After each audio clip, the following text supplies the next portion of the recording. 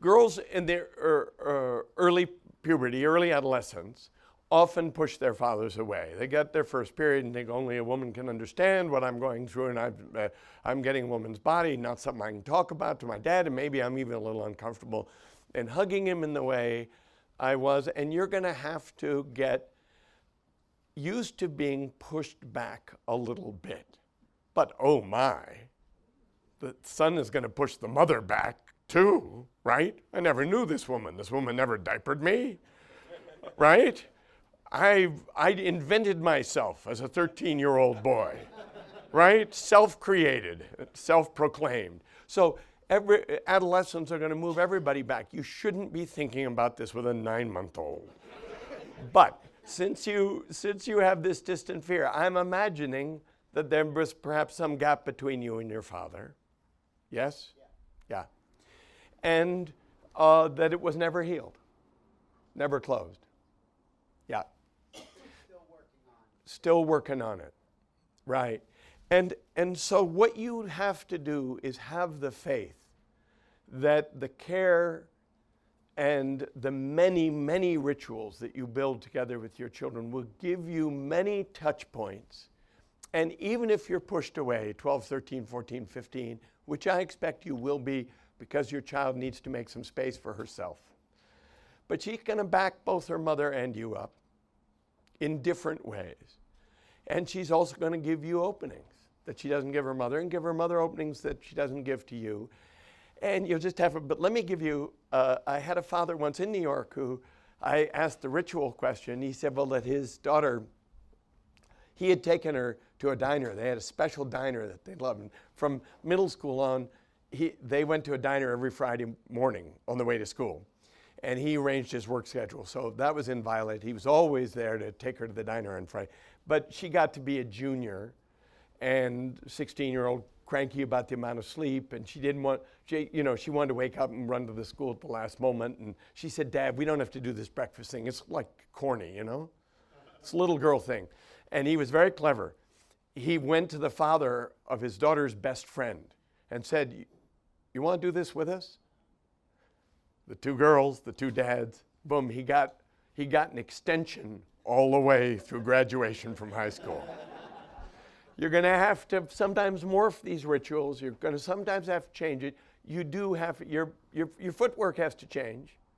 But my friend George was a lawyer in the city, and he has such a command of children's literature, and he read to both of his daughters every night, every night until they were 11 or 12, and they said, enough, Dad, pushed him out. But when his daughters, one of them went to Harvard and the other to University of Virginia, both brilliant academic girls, whenever they had a SAT or a big test or something, they would ask him to come back in their room and read to them, because the voice that allowed them to fall asleep was the voice of their father reading Philip Pullman, or the things he'd read to them when they were 8 and 9 and 10. That was the voice that they wanted to hear before a high-stakes exam at 17 and a half. Yes, your name? Jason. Jason. My son is 4 years old, and he's very, very verbal. Yes. He's one of the more verbal kids in his class. Yes. But his behavior is more immature. Yes.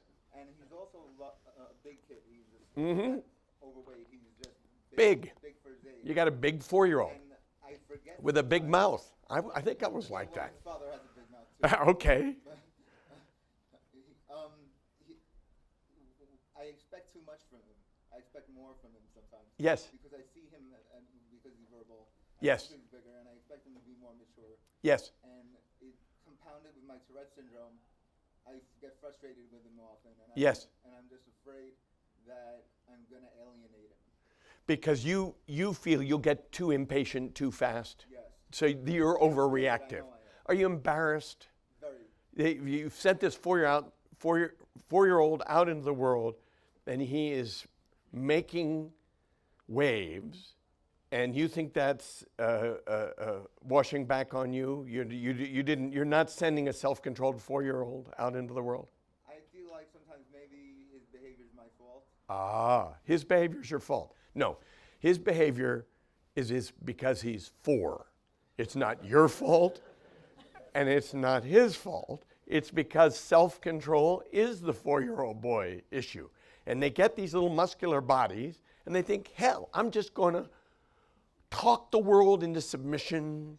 Sometimes I'm going to slam it into submission. I am going to run it into submission. After school, he tackled we sit in the lobby with his school and his friends, and we all have snacks with the mothers. Snacks. And he tackles the other kids. Oh, and the other mothers look at you. He likes to hug. Oh, He yeah. Okay.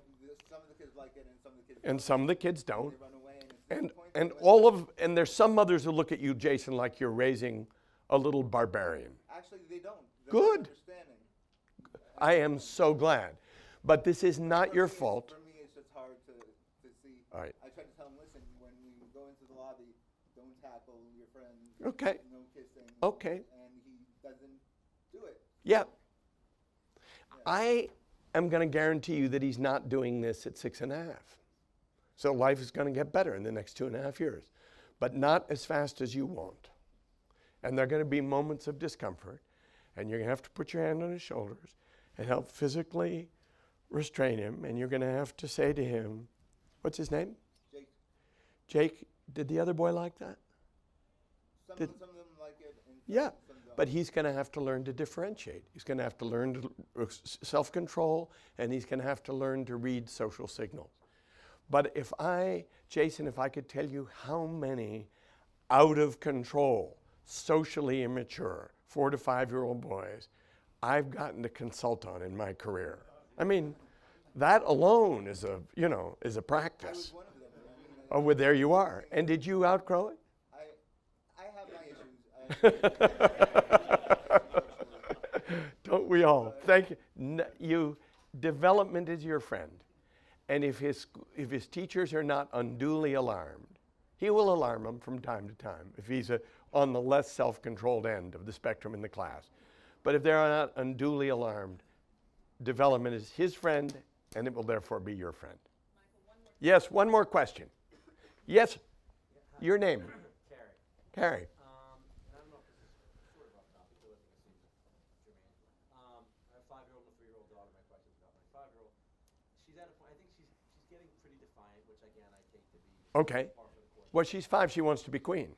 Yes, well, I think she's over the princess thing from a literal standpoint. No, she actually wants to be queen of the world. I'm not talking just princess. She wants to run everything. Yeah, I mean, it's like, time to go to bed, whatever, Yeah. She's definitely. Yeah. And, we speculate that, again, we trying to tease out whether or not it's just developmentally what she's going through, or is there some sort of outside stimulus stuff, is she unhappy at school, whatever.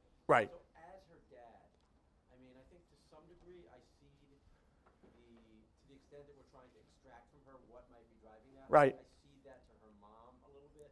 Right. What's the dad's role in trying to really kind of figure out, is there something that's causing that? Dad can do exactly what I would recommend that the mom do.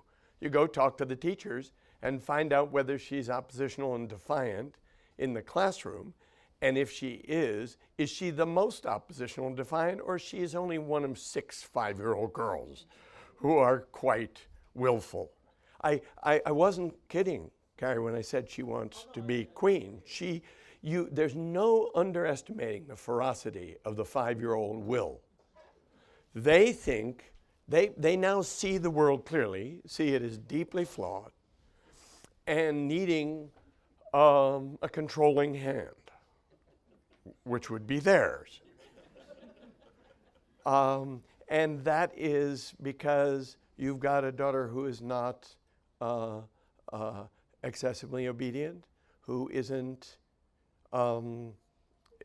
afraid, or she's not so timid. She wants to show some force of will. If the teacher says, no, this is normal 5-year-old girl, relax. But you can get that reassurance just as her mom can do. I don't think your wife has absolute special insight into the ferocity of 5-year-old girls. I've known many mothers who are frustrated. But sometimes the 5-year-old boy will can seem scary because it's accompanied by curse words, right? And they think, where did he learn that? At home, but never mind. Boys try out verbal aggression, but girls try out willful behavior. And this is, to me, completely developmental unless and until the teachers say it's too far out there. It's disruptive. It's more than we're used to seeing. And then you have to pay attention to that. But my guess is when you ask the teachers, that's not the answer you'll get. You'll get, we've seen this many times before. It's 5. Thank you.